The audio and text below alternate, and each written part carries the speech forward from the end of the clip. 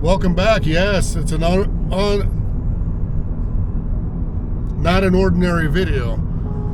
Today I've got a chauffeur taking us to Spokane, Washington. What's up with that connection? Taking us to Spokane, Washington, 25-minute drive, right? Somewhere around there. Yeah. Somewhere around there. They needed a TSA driver to pick up from there and deliver to our airport. They weren't able to decide at first if they needed it to ours or if it was going to go to Seattle. Some brokers posted it to Seattle. This one posted it here, then asked us for a rate to Seattle. Anyways, I guess they didn't like the rate, and apparently it's cheaper to fly it than go ground, so, you know, they're going to fly it. Whatever I'm picking up is picking up somewhere at some other airline, or I think it's probably just some little hangar place called National Cargo in Spokane, and then it's delivering to Spokane Airport, Alaska Airlines. So I guess it's over-the-counter handoff, maybe. I'm not sure. I'm not sure how they have it going on, but I guess we'll find out. There's only one way to find out. I've got a bunch of paperwork. I've got a bunch of TSA paperwork that I need to fill out once at delivery, so all that will get done. And the last one that we've used, or the last load that we did like this, that it didn't matter what vehicle you used or whatever, because sometimes I post videos and you guys are like, oh, you could have taken that in your personal car. Well, it depends where it's going, first of all. Second of all, you have to have cargo insurance and liability insurance and commercial insurance all together on a vehicle that has normal loads. This thing is a little box. It's like 4x4 little box, some kind of maybe little part, or I don't know what's in the box. Doesn't even matter. But either way, it's a little box, and they didn't care what you use to deliver it, you know what I mean? So sometimes those loads, maybe 1 out of 1,000 or 1 out of 10,000 loads that somebody could get, once in a while there will be loads like this. Last time I actually did one of these was with my oldest son a long time ago. We did a laptop, and I think that was like 2 years ago. We did a laptop. I think it was like winter time, something like that. And we had to take a laptop from somebody's house and take it to FedEx in town. So I think that load paid $200. This one pays $350, and it's like, you know what I mean, half hour there, half hour back, and maybe some airline headaches that you get out of it. Yeah, you might say, well, I could do that every day, but so could I. I would do it every day too, but too bad that you don't have these kind of loads every day and they don't show up. And if they do, then they're really cheap as well sometimes. So it's just the luck of the draw and a blessing for me that I'm actually TSA certified. Not just a TWIC card, but an actual TSA certification. And a lot of people get that confused as well. They don't know the difference between the two. TWIC card is easy. You just go apply for a TWIC card online, anywhere you live. TWIC card is called a Transportation Worker Identification Card. TWIC, T-W-I-C. You can apply for that, and then you will be either scheduled for an appointment or you can do a walk-in. Online, it'll tell you where it is to go get your fingerprints done. So basically, they'll run your background check and all that, and then you go in and get your fingerprints done. Once your fingerprint is done, you usually get your TWIC card within about 2 to 3 weeks, normally, up to a month, and you'll have your actual TWIC card. Then after you get your TWIC card, there's a thing called currently a Schedule 9 TSA certification, where you actually have to go through the course, online course, read things. As you go, you're going to do some testing, like light quizzes, and at the end, there's an actual test as well. I don't remember how many questions, maybe around 30 questions or something like that. And you're supposed to score 80% or higher, or 85 or higher, something like that.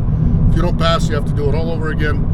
So there is a special course, if you guys didn't know, or a lot of people think that it's the same thing as TSA. It's not. It's definitely not. There's companies that can get TSA certified as well. I haven't looked into getting our whole company certified because there's just not a whole lot of these TSA loads. There's some here and there, but not too many of them. And it seems like there's less and less of them these days too, so I'm not sure if it's even worth the hassle of actual company certification, and then having every driver get certified as well. So there's a whole process for this.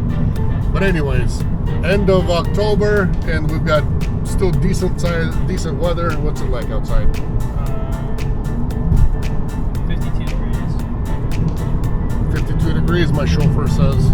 So I could just kick back today for half an hour, lay around, something I normally don't get to do while en route towards something. Pick up that little box and just take it. I gotta figure out exactly where it actually goes, because we do have Alaska cargo in Spokane. We actually do, because we have Southwest in Alaska, so maybe it is going to Alaska cargo. Anyways, we'll get all that figured out as I go, as I punch in my addresses after I get loaded. You never know. These people could be so weird that they will just say, well, now customer wants you to take it all the way to Seattle, Alaska. Because this stuff here flies to Anchorage, Alaska. So if it's cheaper just to put it on a plane from Spokane and fly it to over there, that's what they're doing. And apparently that's the cheaper way to go, because they don't want to pay my round trip from Spokane to Seattle and back. For now. But like I said, things change all the time like this. A lot of times things change. So hopefully I don't have to go, because I don't really want to. But if I need to, I definitely will go. Wonder what this place is. Maybe that little hangar place? Keep going a little further. I don't know. It looks on the map like there's like some kind of a little round thing, and maybe a helipad, or I don't know what's over there. Oh, there's a round thing right there. Like a telescope looking thing, is it? Look on the map. It shows round. Oh, whoa. This whole hangar. What is this? That's a weird looking thing. Okay, we're here. There's some people right there, so I'm gonna go check in. I guess they do something over there, but the office is over here, so we're gonna go check in this office over here. Weird looking place, right? Like storage unit for wheat or something, maybe back in the day. This is the box. This is why it didn't matter what kind of vehicle was used, you know, to pick this up and deliver this with. You might laugh, you might whatever, but hey, after this is delivered, I'm $350 richer. I don't care who laughs at what, but you know, for going 25 minutes away from my house and about half an hour to the airport, and however long it's going to take to deliver this, you know, get it signed for and all that, and that's it. But that's what the deal is. So you guys can either like or dislike, whatever you want. What do you guys think? The ones that do drink Red Bull, what do you guys think of this one? The winter edition, Ice Vanilla Berry. Anybody try this yet? All right, here we are at Alaska. I've already went in, delivered it. There's some more folks picking things up. Boxes of some sorts. I don't know what they do here, but I guess these are like little couriers is what it looks like, because they come here all the time. They know these people. I guess they use their own vehicles as a courier, and they pick up and deliver like that. My stuff took a little longer. They had to get some code or something for it, but anyways, probably, I don't know, 15, 20 minutes maybe, something like that. And then they accepted it. You sign some things on the federal forms, on these IAC forms for the TSA, Transportation, whatever, Service Administration or whatever it's called. Anyways, you sign federal forms, so these people are not liable for whatever you're shipping and signing, but in the end, the driver's liable for any kind of mistakes or any kind of anything, really, because you're signing your life away on federal forms. And if something goes wrong, the feds come after you.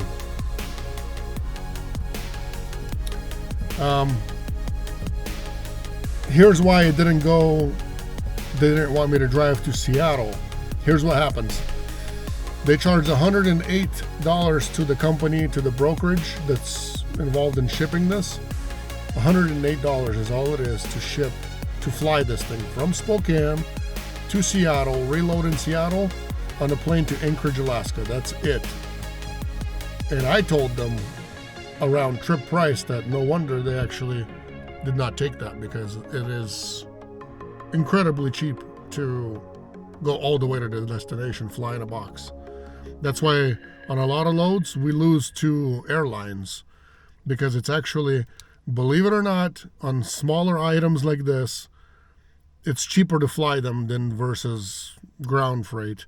It's more expensive if the plane has to come from somewhere, land somewhere, and then fly directly somewhere. Then yeah, it's more expensive that way.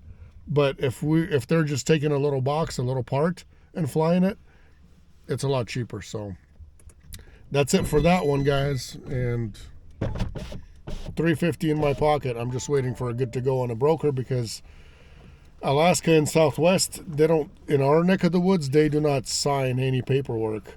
So they just give you an airway bill number, pretty much, that says that they accepted the freight and it's going to fly out. They don't print a first name and last name on anything. So, and this broker I know is a big stickler to all the names and everything else. So I'm just waiting on the good to go, sitting in the car here, waiting on the good to go from them.